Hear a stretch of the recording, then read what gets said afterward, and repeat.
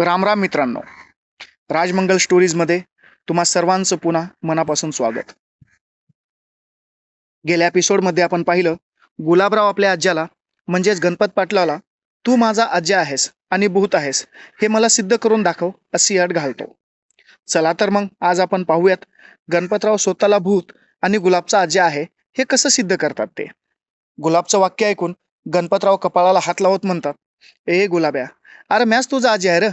यमुनाची म्हणजेच तुझ्या आजीची शपथ खाऊन सांगतो, मीच तुझा आजी आहे आणि भूत पण मीच आहे. गुलाब आपल्या कपाळावर 100 आटे आणत हा ठीक आहे म्हणत घराकडे निघतो. तेच गणपतराव त्याचा हात धरून तुला अजून माझ्यावर विश्वास बसला नाही होय म्हणत गायब होतात. आणि गणपतराव गायब होताच गुलाब घाबरतो आणि आज्या आज्या, बसला बसला, माझा तुझ्यावर विश्वास बसला, लवकर समोर ये आज्या. अरे मला भीती वाटायला लागली आहे रे, तूच माझा आजी आहेस, लवकर समोर ये म्हणत गुलाब आता गयावया करायला लागतो. आपल्या नाताच्या गयावया ऐकून गणपतराव आपल्या असली रूपामध्ये म्हणजेच पैलवानाच्या रूपामध्ये प्रकट होतात. आपल्या आज्याचं जे वर्णन गुलाबरावांनी आपल्या आजीकडून ऐकलेलं असतं त्याच रूपात गणपतराव प्रकट झाल्यामुळे गुलाबराव आपल्या आज्याला कडकडून मिठी मारतो आणि रडायला लागतो. आपल्या नाताचं रडणं पाहून गणपतराव त्याला शांत करत म्हणतात, ए गुलाब्या, रडू नकोस र, आता मी आलोय की तुझ्यासाठी, आता का रडतोयस? आजी, आपण तू इतके दिवस कुठे होतास? कुणी कुणी कुस्ती शिकवत नव्हतं बघ मला. गुलाबचं हे बोलणं ऐकून गणपतराव आपल्या नाताच्या समोर बसतात आणि त्याच्या डोळ्यातील पाणी पुसत म्हणतात, लय विनंती केली बघ देवाला तुझ्यासाठी, त्याचे पाय धरले, रडलो, तेव्हा कुठे त्यांनी मला परमिशन दिलं आणि मग मी तुझ्या समोर आलो बघ तुला कुस्ती शिकवायला. आपले हुंदके आवरत गुलाब म्हणतो, आता मला लय भारी कुस्ती शिकव बघ, साऱ्या जणांना हरवून टाकायचंय मला, माझ्यामुळं गावातील लोक तुला नावं ठेवायची आज्या. गुलाब्या, आम्ही कमवलेलं नाव तू मातीत घालू नयेस म्हणून चालू रे. तू कुस्तीत पडलास की सारे भूत झालेले पैलवान आमच्याकडे बघून हसायचे आणि म्हणायचे, ए गणपत्या, अरे पाडला होतास कुस्तीत आम्हाला, आता बघ तुझा नातू कसा हरतोय ते म्हणून सगळे आमच्यावर हसायचे. गुलाब आपल्या आज्याकडे पाहत म्हणतो, आज्या, सगळेच माझ्यावर हसायचे वय? हो गुलाब्या, आता मी आलोय ना, आता कोण नाही हसणार, माझे सगळे डाव मी तुला शिकवणार आहे बघ आता. चल मग आज्या, घरी जाऊयात, जीवूयात आणि जाऊत मग मैदानात. गुलाबचं हे बोलणं ऐकून गणपतराव गालात हसत म्हणतात, ए येड्या, ह्या येळेला नसतं मैदानात जायचं, भल्या पाठ उठून जायचं असतं. तू आता घरी जा, जेवण कर आणि शांत झोपी जा, मी येतो तुला भल्या पाठ उठवायला. आज्याचं बोलणं ऐकून गुलाब म्हणतो, तू घरी येणार नाहीस आज्या आजीला भेटायला?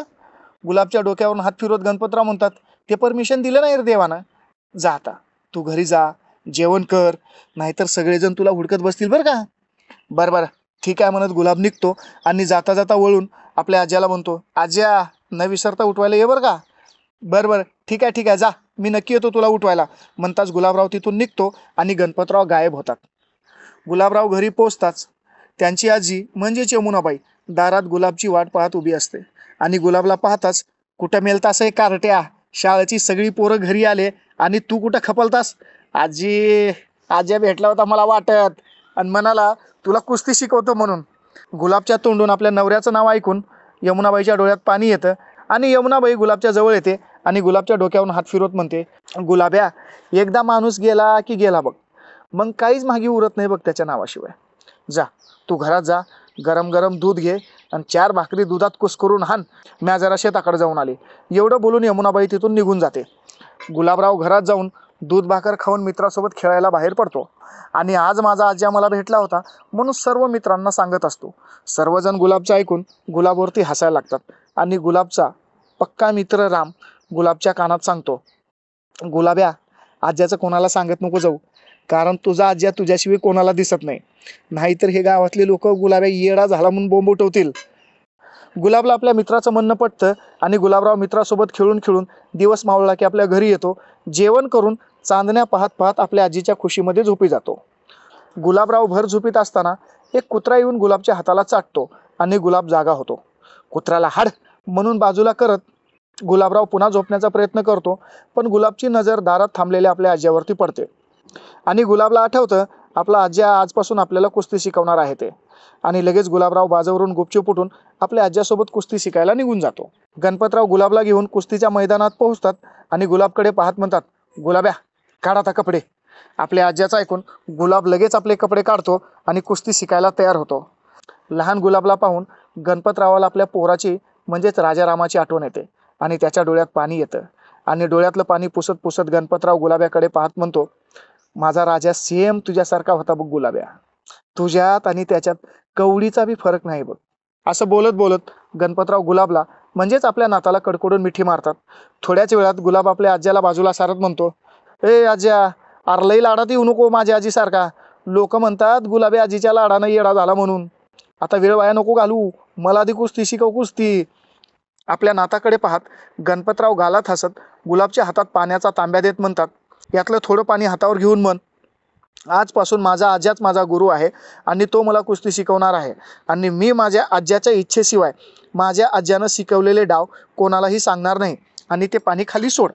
गुलाबराव लगेच पाणी खाली सोडत आपल्या आज्याला वचन देतो. आपल्या नातानं वचन देताच गणपतराव गुलाबच्या डोक्यावरून हात फिरवत म्हणतात, वचन तर झालं बघ गुलाब्या, चल आता मला गुरुदक्षिणा दे. गणपतराव गुरुदक्षिणा मागताच गुलाबराव गणपतरावाच्या तोंडाकडे पाहतो. आता गणपतराव आपल्या नाताला म्हणजेच गुलाबरावाला काय दक्षिणा मागतील आणि खरंच गुलाबराव आपल्या आज्याला दक्षिणा देईल का, हे पाहूयात आपण पुढच्या एपिसोडमध्ये. चला तर मित्रांनो, भेटूयात पुढच्या एपिसोडमध्ये. Thank you so much.